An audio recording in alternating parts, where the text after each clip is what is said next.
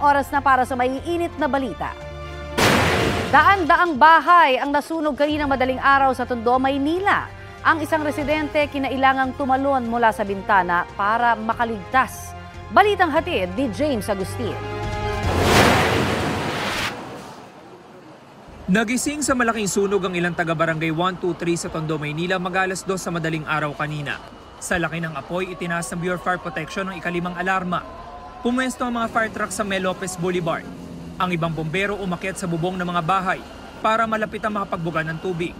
Nagbayanihan din ng mga residente sa pag-igib ng tubig at pagsasaayos sa mga fire hose. Buwis buhay naman ang ilang residente sa pagtatanggal ng mga yero.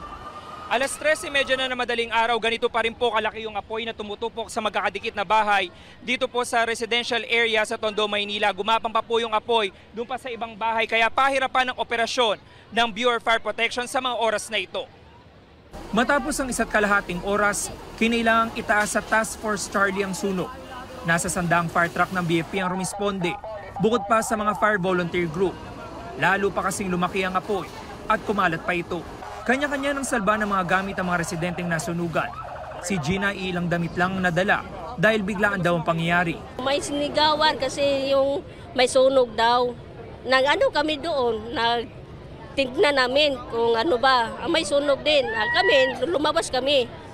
Ito lang yung namin, dinala. Mahirap kasi walang natira. Ito lang yung nasalba namin, na gamit. Emosyonal naman si Rima Flor dahil wala siyang naisalba ni isang gamit. Yung mga anak ko, kasama ko, wala na rin nasalba. Kaya, kapit na lang sa Panginoon, wala na mangyayari. Nandyan na Biglaan lang Kinilangan respondihan ng rescue team si Yuki na iniinda ang kanyang kaliwang paa na sumabit sa wire. Tumalon kasi siya mula sa bintana ng nasusunog na bahay para makaligtas. Kasama niya muntik matrap ang 3 taong gulang niyang anak na si Sakura. Pagkabukas ko, nataranta na ako. Ang nakita ko na lang kulay pula, tapos puro usok na talaga. Kaya ang ginawa ko, kinuha ko na yung anak ko. Tapos pagkatanaw ko sa bintana, may nakita ko isang lalaki doon na nakatayo, sinigawan ko. Sabi ko, kuya, isaluhin mo anak ko. Tapos pagkasalo niya, ako po, no choice na, tumalin na rin po ako. Nananawagan ng tulong ang mga residenteng naapektuhan. Lumalapit po kami sa iyo, sana tulungan niyo kami. Dito kami sa barangay 123 na sunugan. Pasado alas 7 ng umaga na ideklara ang fire under control. Ayon sa BFP, natupok ang 500 bahay. Apektado ang 1,500 pamilya. Inaalam pa raw nila ang sanhi ng apoy na nagsimula sa isang bahay na may 2 palapag. Yung binabanggit kasi kanina, may nagsasabi na kandila. Yung mga iba naman may nagsasabing kuryente po yung naging cause ng sunog natin. So, pero iimbestigahan pa po natin yan. So we need to raise into Task Force Charlie to increase the number of responders coming from outside the city of Manila. Sa tansya ng BFP, umabot sa 10 milyong piso ang inisyal na halaga ng pinsala. James Agustin, nagbabalita para sa GMA Integrated News. 25 lugar sa bansa ang pinaghahanda sa matinding init at alinsangan ngayong pong Miyerkules. Ayon sa Pag-asa, posibleng umabot sa danger level na 45 degrees Celsius ang heat index sa Dagupan, Pangasinan. 44 degrees Celsius naman sa Apari at Tuguegarao sa Cagayan. 43 degrees Celsius sa Lawag, Ilocos Norte. Bacnotan, La Union, Etxague, Isabela, Baler at Kasiguran, Aurora. Kamiling, Tarlac, Sangli Point, Cavite at Pili, Camarines Sur. Posible mang umabot sa 42 degrees Celsius ang heat index sa ilan pang bayan at syudad sa Luzon, pati na po sa Dumangas, Iloilo. Extreme caution level pa rin ang inaasahang heat index dito po naman sa Metro Manila. 41 degrees Celsius sa Quezon City, habang 40 degrees Celsius sa Pasay. Patuloy po na nakakaapekto ngayon sa Luzon at Visayas ang mainit na easterlies. Intertropical Convergence Zone o ITCZ naman ang umiiral sa Mindanao. Kung hindi maulan o maulap sa inyong lugar, mamayang gabi, maaari ho niyong masilayan ang Pi Tapids Meteor Shower. Peak activity nito ngayong araw mula paglubog ng araw hanggang pasado alas 10 mamayang gabi ay pwede kayong makakita ng bulalakaw.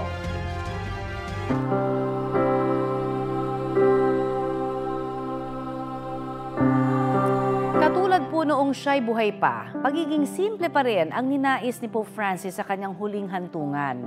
Ang mga habilin at kwento ng mga huling sandali ni Pope Francis base po sa salaysay ng kanyang healthcare assistant sa balitang hatid ni Ian Cruz. Kung paanong payak ang buhay na ipinangaral ni Pope Francis noong nabubuhay pa siya, ganoon din ang kanyang pinaghihimlayan ngayon sa Casa Marta sa Vatican, kung saan siya nanirahan sa loob ng 12 taon. Gawa sa kahoy ang kanyang kabaong, iba sa nakagawiang 3 kabaong na gawa sa cypress, lead at oak ng mga naunang Santo Papa. Dadalhin ang kanyang labi sa St. Peter's Basilica para sa huling pagkakataon, makapagpaalam ang publiko sa 88 anyos na pinuno ng Simbahang Katolika. Sa habilin ni Pope Francis na isinulat niya noong June 2022 at inilabas ng Vatican, nais niyang mailibing sa Papal Basilica of St. Mary Major, kung saan nagdarasal siya bago at pagkatapos ng bawat apostolic journey. Payak lang daw dapat ang kanyang puntod, nakabaon sa lupa, at ang tanging nakalagay na mga kataga, Franciscus. Ang gastos sa kanyang pagpapalibing magmumula raw sa isang benefactor na di niya pinangalanan. At ang kanyang paghihirap sa huling bahagi ng kanyang buhay, iniaalay raw niya sa Diyos, sa kapayapaan ng mundo at kapatiran ng sangkatauhan. Sa ulat ng Vatican News, ikinuwento ng kanyang personal healthcare assistant ang mahuling sandali niya kasama si Pope Francis. Kwento ni Massimiliano Strapetti, nakasama rin ng Santo Papa sa 38 araw niyang pagka-confine sa Gemelli Hospital sa Roma. Nag-alinlangan pa si Pope Francis kung kakayanin niyang mag-ikot sa St. Peter's Square noong Easter Sunday. Pero itinuloy pa rin niya ito. Pagod man, kontento raw si Pope Francis at nagpasalamat kay Strapetti dahil tinulungan daw siyang makabalik sa St. Peter's Square. Hapon ng Linggo, nagpahinga raw si Pope Francis at naghapunan. Bandang 5:30 ng umaga kinabukasan, unang lumabas ang inisyal na senyales ng karamdaman. Matapos daw ang 1 oras, tila nagpaalam daw si Pope Francis kay Strapetti habang nakaratay sa kanyang apartment sa Casa Santa Marta. Doon na raw na-koma si Pope Francis. Ayon sa mga kasama niya, noong mga huling sandali, hindi raw nahirapan ang Santo Papa at mabilis ang mga pangyayari.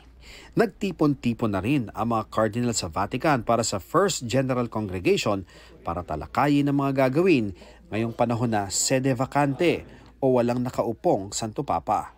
Alas 10 ng umaga ng April 26 oras sa Vatican, inaraos ang funeral mass para kay Pope Francis na pangungunahan ng Dean ng College of Cardinals na si Cardinal Giovanni Battista Re. Pagkatapos ng misa, sisimulan ang Novem Diales o 9 na araw ng pagluluksa. Mula sa St. Peter's Basilica, dadalhin ang labi ni Pope Francis sa Basilica of St. Mary Major para ilibing. Ian Cruz nagbabalita para sa GMA Integrated News. Nakatakdang ilipat ngayong araw ang labi ni Pope Francis papunta sa St. Peter's Basilica mula po sa Casa Santa Marta para sa public viewing. At makakausap po natin si GMA Integrated News stringer JV Marasigan Pangan. Magandang gabi sa inyo dyan, JV. Anong oras ililipat ang mga labi ni Pope Francis sa St. Peter's Basilica? Magandang umaga, Connie. Mamaya alas 9 ng umaga oras dito sa Vatican ay ililipat na ang mga labi ni Pope Francis mula sa Casa Santa Marta patungong St. Peter's Basilica. Bandang alas 3 yan ng hapon dyan sa Pilipinas. Pangungunahan naman ni Cardinal Kevin Farrell, ang Camerlengo ng Simbahang Katolika, ang panalangin bago magsimula ang prosesyon. Daraan ito sa Piazza Santa Marta, Piazza dei Porto Martiri, Romani at papasok sa Vatican Basilica sa pamamagitan ng Arco delle Campane. Sa mismong altar of the Confession naman gaganapin ang Liturgy of the Word. At mula alas 11 ng umaga, oras pa rin dito sa Vatican ay bubuksan ng Basilica para sa mga nagnanais magpunta sa public viewing ng mga labi ng yumaong Santo Papa. Tama ba? Pasado alas 5 na madaling araw ngayon dyan at ilang oras na lamang ay bubuksan na nga itong sinasabing public viewing. Ilang araw ba magtatagal ito? May mga detalye na ba kung kailan ang libing? Yes, Connie, inaasahang tatagal ang public viewing ng mga 3 araw at inanunsyo nga ng Vatican na sa Sabado na, Abril 26, ang libing ng yumaong Santo Papa. At maging sa kanyang pagpanaw, bumabasag pa rin ang tradisyon si Pope Francis. Siya nga ang magiging unang santo sa loob ng 100 taon na ililibing sa labas ng Vatican City. Nasa Rome, Italy na kasi ang St. Mary Major Basilica na madalas daw bisitahin ni Pope Francis. Yes, at ano ba yung mga sinasabing magiging susunod na hakbang, JV, ng Vatican matapos itong libing? Sinasabi na maaari magsimula ang conclave 9 to 20 days, tama ba? Bago yan, Connie, 1 araw matapos ang libing ay magkakaroon muna ng mga serye ng mga misa sa linggo sa Abril 27 at magtutuloy-tuloy ito araw-araw. Wala pang opisyal na anunsyo kung kailan talaga magsisimula ang conclave, pero yan pa rin ang ating inaantabayanan hanggang sa ngayon. Alright, habang hinihintay yung public At viewing... inaasahan din pala natin mamayang hapon. Go ahead, JV. Inaasahan din natin mamayang hapon ang ikalawang pagtitipon ng mga cardinal kasi kahapon ay nagkita-kita na sila at mahigit 6 na pong cardinal na ang dumalo sa pagtitipong ito at 3 nga sa kanila ang nabunot, 2 sa Italy at 1 mula sa Poland para pansamantalang tulungan ang Camerlengo sa pangangasiwa ng simbahan habang wala pang ganap na Santo Papa. Papalitan din sila kada 3 araw hanggang sa magkaroon na ng Santo Papa, Connie. I see. At kamusta yung mga aktibidad dyan sa St. Peter's Square? May mga indikasyon na ba kung saan magsisimula yung pila?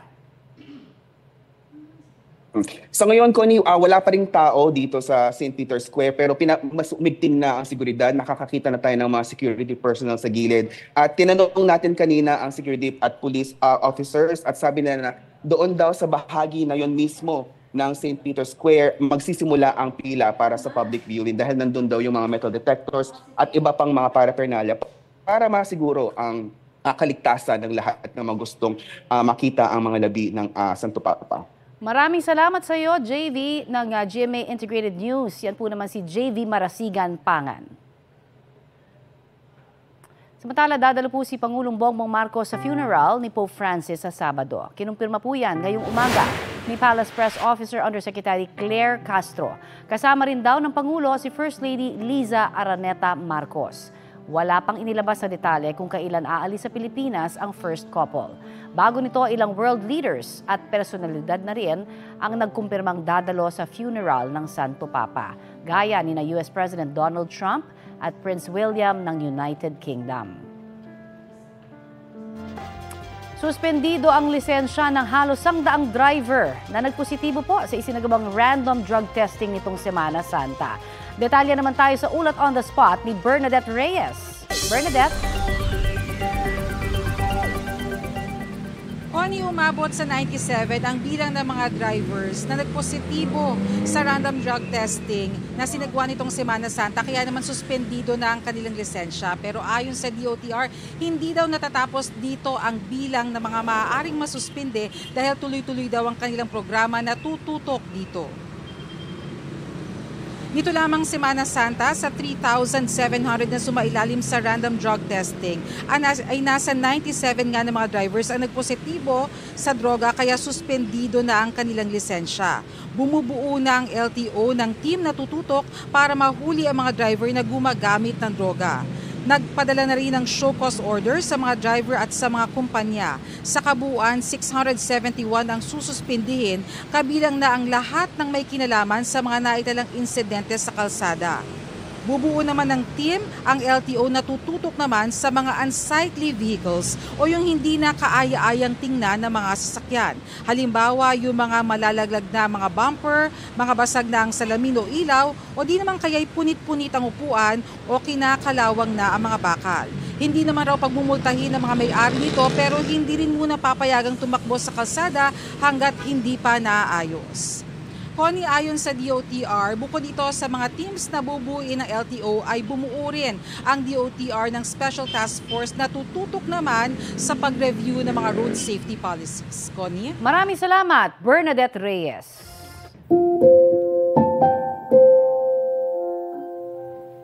Hanggang sa paghatid naman sa huling hantungan kay national artist at superstar Nora Aunor, bumuhos ang pagmamahal at pagpupugay sa kanya ng kanyang pamilya, kaibigan at mga tagahanga. Balitang hatid ni Jonathan Andal. Masigabong palakpakan at standing ovation. Pagpupugay na nararapat sa pambansang alagad ng sining sa nag-iisang superstar na si Nora Aunor.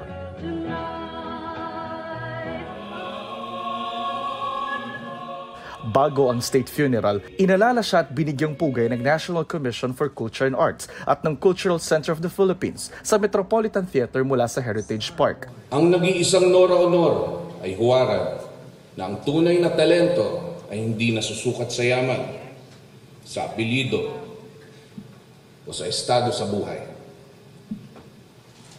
Siya ay patunay na sa pamamagitan ng sipag, tiyaga at buong pusong paglilingkod sa sining, maaabot mo ang pinakamataas na pangarap. Rebelde si Guy. Sa loob ng 7 dekada ay nilabanan niya ang status quo. Binago niya ang kolonyal na pagtinging nagsasabing mga mapuputi lang at matatangkad ang maganda sa puting tabing.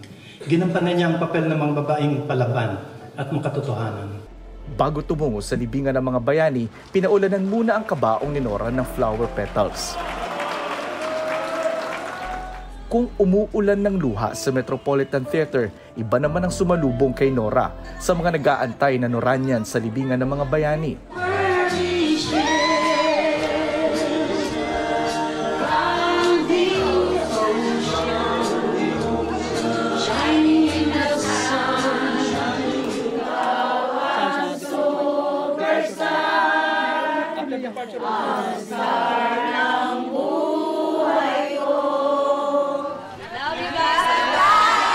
Sa pagdating ng kanyang labi, ginanap na rin ang huling pagpupugay para sa superstar. Dito siya sinaluduhan, hinatid ng isang batalyong sundalo, ginawaran ng 3 Volley of Fires,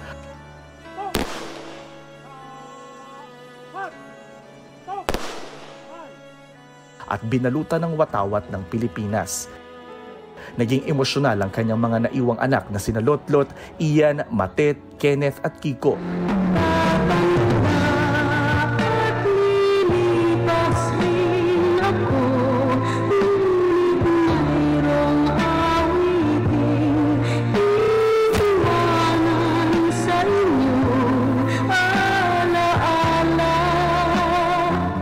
Bago pa man tuluyang maibaba ang kabaong ni Ate Guy, muling bumuhos ang luha ng ilan sa kanyang kaanak at fans. At kahit naitusok na ang krus sa puntod, hindi tumigil ang pagdating ng mga tagahanga.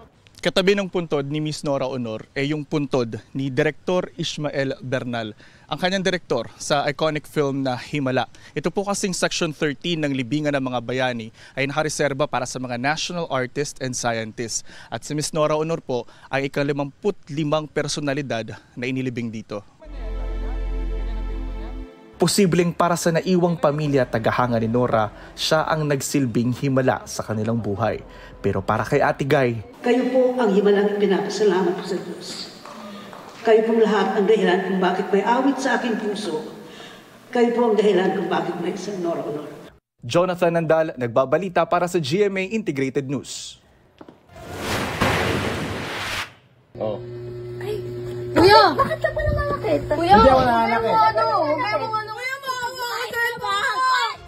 Hulikam ang pag-trespass umano ng police officer na yan sa isang bahay sa Barangay Damayan, Quezon City. Pakay raw ni Police Staff Sergeant Colonel Jordan Marzan doon ang isang dimple na ikinakalat umanong sangkot siya sa iligal na droga. Nadatnan niya ang mga kabataan na sinaktan umano niya, gayon din ang kanilang lola. Inaresto ang suspect ng mga kapwa-pulis niya. Tumanggi siyang magbigay ng pahayag sa media pero humingi na raw siya ng tawad sa mga biktima. Nahaharap ang suspect sa patong-patong na reklamo. Posible ring matanggal siya sa serbisyo. Nirelieve din sa pwesto ang direktor ng QCPD dahil hindi raw agad inireport ang insidente at alinsunod sa command responsibility. Sinusubukan pang makuha ang panig ng dating QCPD director. Aabot sa 200 bahay ang nasunog sa port area sa Maynila. Sa gitna po ng sunog, may hinuli pang isang lalaki dahil daw sa pananalisi. Balitang hatid ni Jomer Apresto. Ganito kalaking apoy ang inabutan ng mga bombero sa bahaging ito ng port area sa Maynila pasado alas 12 ng hating gabi kanina. Dahil pawang gawa sa light material sa mga bahay, mabilis na kumalat ang apoy hanggang sa inakyat ito sa Task Force Alpha. Hindi bababa sa 25 truck ang kailangang rumesponde. Karamihan sa mga residenteng nasunugan, wala halos na isalbang gamit. Tulad ng 45 years old na si Riza na natutulog na noong mga oras na magsimula ang sunog. Kwento niya, wala silang supply ng kuryente mula pa alas 2 ng hapon kahapon. Kababalik lang daw ng kuryente nila ilang minuto bago nagsimula ang sunog. Tapos bigla-bigla na lang po na nagsigawan na sila na may sunog na daw. Kaya ni gamit, wala po kaming naisalbang gamit. Sobra po, bigla-bigla lang po. Paglabas po, grabe na yung init, kaya takbuhan kami. Kasama niyang lumikas ang ilang kaanak na pansamantalang tumutuloy sa kanyang bahay at papunta na ng Saudi Arabia sa katapusan ng Abril. Mabuti na lang daw at hindi nadamay sa sunog ang kanilang mahalagang dokumento. Ang 18 years old naman na si Lalaine, nakatambay sa kanto ng sumiklab ang apoy. Yung tabi-tabi ng bahay, doon daw nagsimula yung sunog, tapos lumaki. Habang ang karamihan ay abala sa paglikas, ang lalaking ito naman sumasalisi raw sa mga bahay na walang tao ayon sa mga pulis na humuli sa kanya. Tumulong lang po. May ilang residente rin umano ang binasag pa ang windshield ng fire truck na ito sa hindi pa malamang dahilan. Ayon sa Bureau of Fire Protection, naging pahirapan ang pag-apula sa sunog dahil sa mabababang kable na nakahambalang sa lugar. Gayun din ang kakulangan ng supply ng tubig kahit pa maraming bombero ang rumesponde sa lugar. Ang ilang bombero kumuha ng supply ng tubig mula sa mga tubo sa lugar. Sa pagtaya ng BFP, aabot sa 200 bahay ang natupok ng apoy. Hirap po na i-control yung mga tao. At the same time, yung mga alis po natin, yung daanan po ng mga host is sobrang sisikip din po. 300 families po ang affected. More or less, 1,000 individuals din po. Wala namang napaulat na nasaktan o namatay sa sunog. Patuloy na inaalam kung magkano ang halaga ng pinsala sa mga ari-arian at kung ano ang sanhi ng apoy. Jomer Apresto nagbabalita para sa GMA Integrated News. Ito ang GMA Regional TV News. May init na balita mula sa Visayas at Mindanao, hatid ng GMA Regional TV. Sa Iloilo, sugatan po ang 2 sakay ng isang motorsiklo matapos silang ma-hit and run ng isang SUV. Cecil, nahanap ba yung driver? Connie, sumuko na sa Iloilo City Police Traffic Enforcement Unit ang 33 anyos na SUV driver. Sa kuha ng CCTV, nasa maling linya sa kalsada ang SUV nang sumalpok ito sa motorsiklo. Sa isa pang anggulo, makikitang natanggal pa ang helmet ng angkas ng motor nang bumangga ang SUV. Ayon sa pulisya, hindi pagmamay-ari ng sospek ang SUV na kanyang minamaneho. Hindi rin daw alam ng may-ari nito na amo ng driver na ginamit ang sasakyan noon. Desidido ang magpinsang biktima na sampahan ng reklamo ang driver. Ipinauubayan na raw ng SUV driver sa kanyang abogado ang pagsagot sa piskalya kaugnay sa insidente. Nagluluksa rin ang mga Cebuano sa pagpanaw ni Pope Francis. Ang Archdiocese of Cebu nananawagan sa mga Katoliko na mag-alay ng panalangin para kay Pope Francis. Inilalatag na rin ang mga isasagawang misa para sa Santo Papa. Para sa ilang Cebuanong Katoliko, hindi man nila nakita ng personal ang Santo Papa, ramdam daw nila ang malasakit niya sa mga nangangailangan.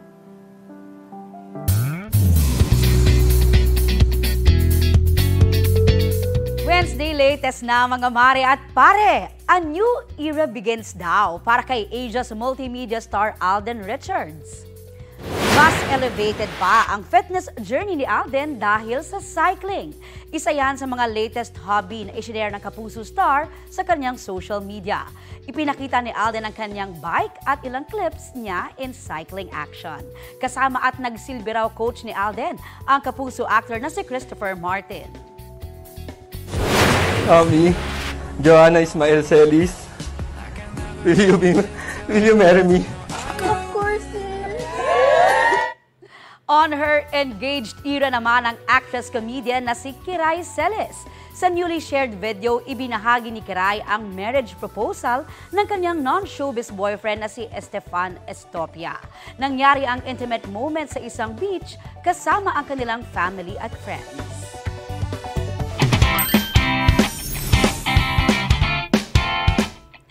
Patuloy na kinikilala sa ibang bansa ang husay ng mga Pilipino sa larangan ng pag-awit.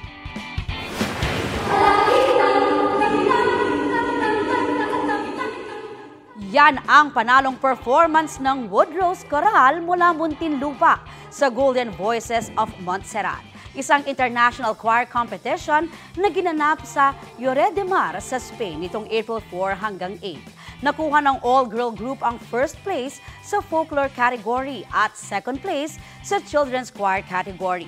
Literal na sumakses ang grupo dahil ito ang kauna-unahang pagkakataon na sumali sila sa prestihiyosong European Choir Festival. Good job sa inyo! 5 ang sugatan matapos bumangga ang isang dump truck sa isang bahay sa Teresa, Rizal. Ang paliwanag ng driver ng truck sa balitang hatid ni EJ Gomez. Ayun, sumalpo ko sa may bahay. Warak yung truck ko. Kawawa ang driver nito. Kaya pala busina to. Nagpupupot na siya, yung pala wala na siyang preno mga idol. Lumusot yung truck doon sa Minitogo.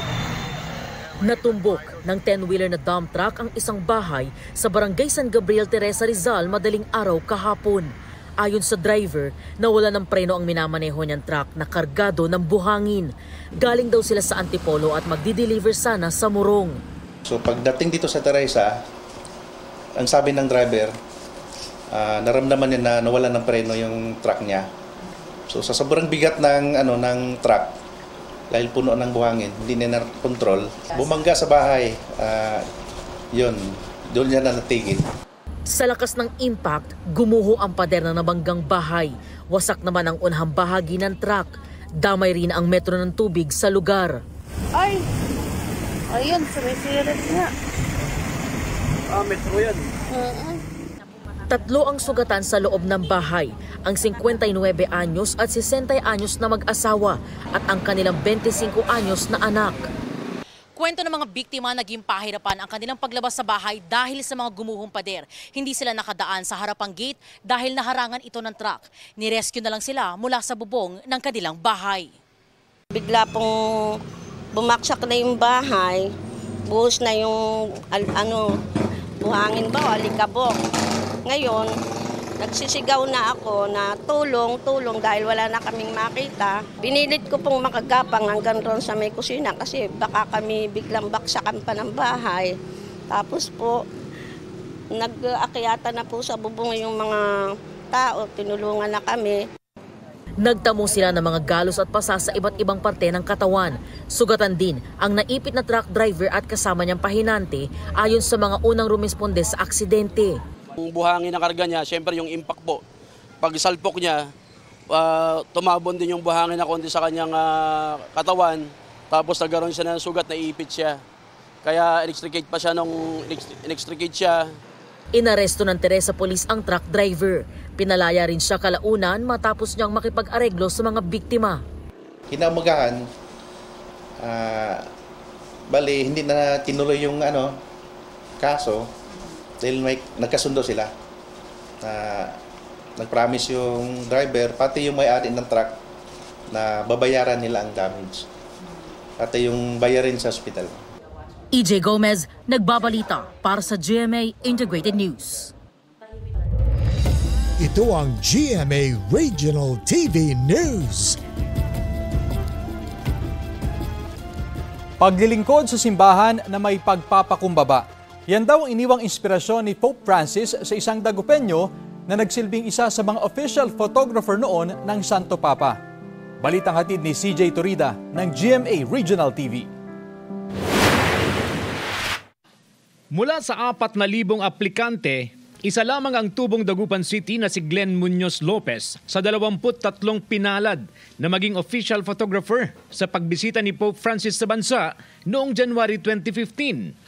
Mahigit isang dekada na ang nakalipas pero sariwa pa rin sa alaala ni Glenn ang kanyang close encounter sa Santo Papa.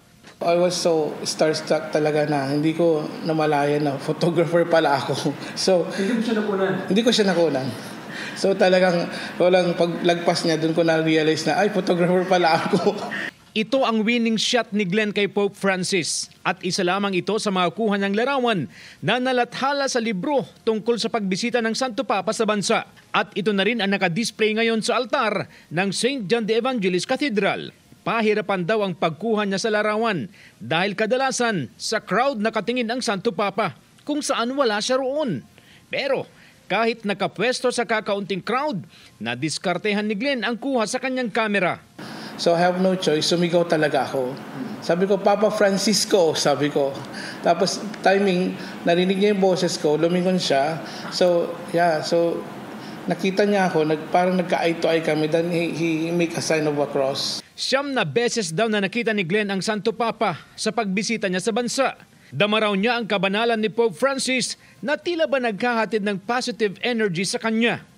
Sa pagpanaw ni Pope Francis, naiwan sa puso ni Glenn ang simbolo ng kababaang loob na taglay niya ngayon sa kanyang paninilbihan sa simbahan. Naging inspiration ko siya na serving the church with all dedication and devotion. Pero mas nangibabaw sa akin yung pagsilbi sa simbahan with all humility. Si Jay Torida ng GMA Regional TV, nagbabalita para sa GMA Integrated News. Binigyang pagkilala sa Amerika ang Philippine Marine activist na si Angelique Songco o kilala rin sa tawag na Mama Ranger.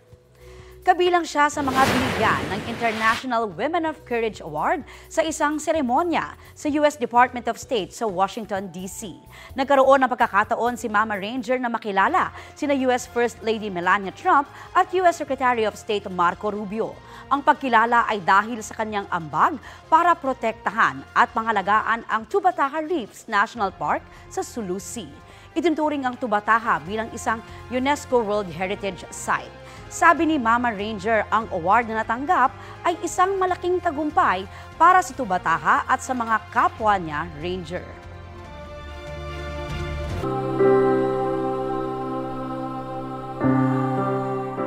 Kaugnay po ng pagsasama-sama ng mga kardinal mula sa iba't ibang bansa para sa nakatakdang libing ng yumaong Pope Francis. Kausapin po natin si Catholic Media Network President at CBCP Director for Broadcast, Father Francis Lucas. Magandang umaga po at welcome sa Balitang Hali. Magandang umaga. Opo. Sa inyong lahat ng tagapanood at tagapakinig. Yes, Father. Ano nga ho ba yung aasahan natin sa mga susunod na araw? Lalo't nakatakda na nga ho ang libing kay Pope Francis sa Sabado. Yung mangyayari ngayon na ay mula sa Santa Marta, no, yung kanyang tirahan, ay ililipat siya sa St. Peter's Square. Doon na magsisimula yung wake. Yung pwede nang tingnan ng maraming tao ang kanyang bangkay. So magkakaroon ng mga misa pa rin sa buong daigdig. Patuloy din na ating pagpupuri sa kanya, pasasalamat sa kanyang ginawa. Ngunit pagkatapos doon, sa 26 sa Sabado, doon gagawin yung funeral. I see. Pag-decide na ang mga kardinal kasama yung Carmelengo na yun ang date na magiging funeral. Pagkatapos noon, tuloy-tuloy mga misa noon. Hanggang sa tawag na Vindiales. Sunod-sunod yun na patuloy rin ang pagpapasalamat sa Diyos at ang pagpanalangin natin ang kaluluwa niya ay makasama na sa kanyang ama sa tunay niyang tirahan. I see. So yan ang development. Pero after siguro 20 days mula siya namatay, intention na magsimula na yung conclave. I see. Okay. May 3 kardinal po ng Pilipinas ang kalahok sa conclave, no, nabanggit nyo. At ano ho kaya yung pinakamalaking konsiderasyon ng mga kardinal sa gagawin nilang pagboto, yung sa conclave? Ang nagulat nga ako, hindi ba kanya-kanyang kanya-kanyang analysis at kanya-kanyang prediction. Nagulat ako si Cardinal Tagle, obvious. Number 1 yan, nung pang panahon na ma-elect si Pope Francis. Ngayon, dahil matagal na siya dyan, nakasama niya si Pope Francis, tumaas yung kanyang category to win. Pero nakasama dyan nakasama. Iba-iba kasi, meron top 20, top 12, top 5, at iba-ibang pangalan din. Halimbawa yung mga cardinal sa Africa, parang tatlo yun eh. Yung iba, isa lang, yung isa, dalawa sinasabi. Pero nakasama si Cardinal Ambo David. Sabi ko, ay bago-bagong cardinal. Na pwede rin daw siya. Yung pangatlong cardinal, yung Archbishop of Manila, parang hindi siya nakasama doon. Ngayon, ang sagot sa tanong mo, anong gagawin nila? Hindi lang sila, kung hindi yung buong mga kardinal magmi-meeting dyan eh. Pero silang parang conference. Wala namang talaga mga topic, kundi yung mga decision lang na gagawin sa pangunguna ng Carmelengo, yung Chamberlain, na ano ang sitwasyon ng daigdig ngayon. Pampolitika, pang-sosyal, pang-economics. Tapos, pag-usapan din nila, sino baga sa palagay nila ang karapat-dapat sa tulong ng Espiritu Santo ang pwedeng i-elect nila. Hindi ang mananalo kasi kanya-kanyang election yon. At wala diyang partido, wala diyang magbibigay ng mga brochure, iboto niyo ako. Wala mga ganon. Bawal yun. Yes. So, tahimik lang, bulong-bulungan lang. At ang nila lahat yan, ano ang nangyayari sa daigdig at sa buong simbahang Katoliko. And then, at saka nila ipapaubaya sa Espiritu Santo na gabayan. Alright. Naku, napakalayo pala nung gagawing pagboto doon sa conclave sa ating gaganaping eleksyon dito, no, kung tutuusin. Kaya pagdasal na lang ho natin maging maayos din tayo dito, no, sa ating pagboto. Maraming pong salamat sa inyo pong oras, Father Francis Lucas. Thank you. God bless you all. God bless din po. Samantala, ito naman po, inalala rin si Pope Francis sa pamamagitan ng mga sikat na landmark sa iba't ibang panig ng mundo. Ang Eiffel Tower na isa po sa mga sentro ng turismo sa Paris, France, panandaliang pinatay ang mga ilaw. Inalala rin ang Santo Papa sa UNESCO World Heritage Site na Colosseum sa Rome, Italy. Karaniwang maliwanag po ito tuwing gabi, pero hinayaang mabalot muna ito ng dilim, kasunod ng pagpanaw ng Pope. Sa Buenos Aires, Argentina, kung saan isinilang si Pope Francis, ginamit naman na tila projector screen ang isang monumento. Dito ipinakita ang mga larawan ng Santo Papa, kasama ang mensaheng Pray for Me na madalas sambitin ng Santo Papa.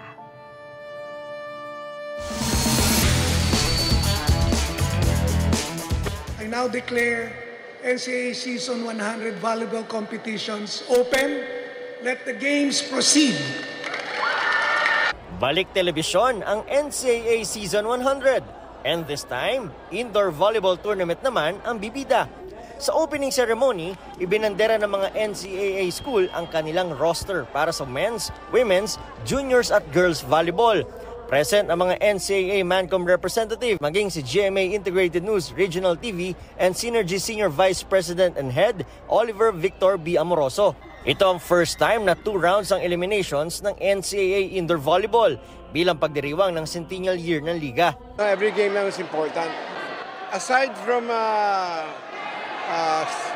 stepping up the level, no, it's a more grueling. February 20 nagsimula ang first round of eliminations ng NCAA Season 100 Indoor Volleyball Tournament, kung saan Mapua University ang nangunguna ngayon sa men's volleyball na may 9-0 win-loss record. Habang sa women's volleyball naman, 4 na eskwelahan ang tied at first place na may 7-2 win-loss record. Ang Letran, Benilde, Mapua at Perpetual. Mapapanood ang NCAA Indoor Volleyball Tournament tuwing Tuesday, Wednesday, Friday, Saturday at Sunday sa GTV at Heart of Asia Channel. Nico Wahe, nagbabalita para sa GMA Integrated News.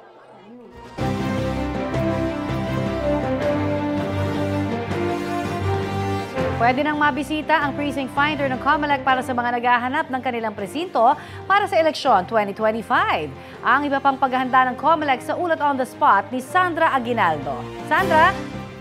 Yes, Connie. Sandra? Yes, Connie? Go ahead, Sandra. Yes. Nagawa ngayon. Yun, kaunay ng deployment ang nasa sa eleksyon.